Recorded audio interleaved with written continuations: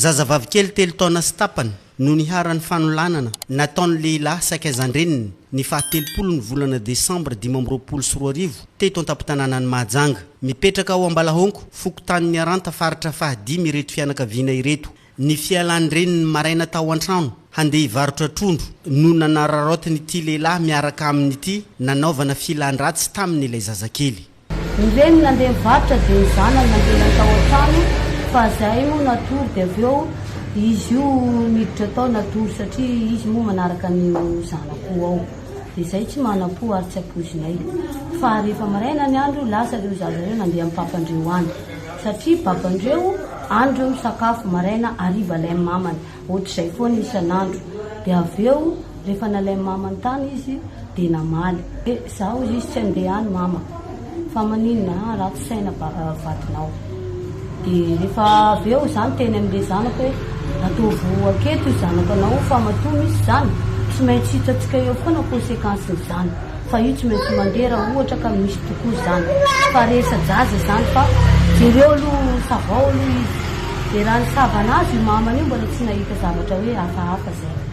Dia zay koa moa tsy dia fanaonay le manendrikendrika dia lasa ohatrany hoe variana zany zay.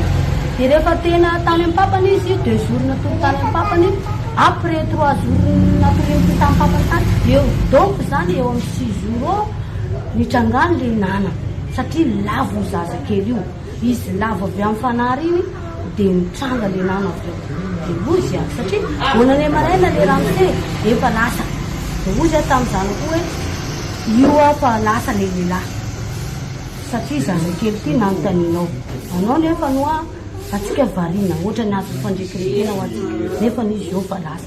Olona manodidina no nanao fanerana tamin'ny haino manjery teto Mahajanga nandritra ny fandaharana azony rehetra ndraisana anjara mivantana ifampizarana ny zava-misy mandalo amin'ny fiarahamonina eny. Ka io no nanaovan'ny mpitandro ny filaminana ny fanamarinam-baovao miampy ny fitarainana natery ny fianakaviana manoloana ny abibina nataony ity rangahy ity. Olona tsara sitrapo no nanao signalement nanao fanairana tamin'ny fahita lavitra nilaza fa niaran-doza ilay zazakely. Dia nandeha fepetra ny polisy firenena ka avy hatrany dia nisambotra ny nahavan-doza. Dia ary ilay zaza kosa dia noentina tany amin'ny centre vonjy teo eo. 30 taona ity lehilahy nan'olan-jaza ity mpanarato ny asany izay vao iray volana monja no nisaika izany tamin'ny renin'ilay zaza ka efa nahiditra amponja vonjimaika taorian'ny fahavitany ny fanadiadiana nataon'ny sampandraraha miahin'ny zaza tsy ampy taona eto anivon'ny komisaria central ny Mahajanga.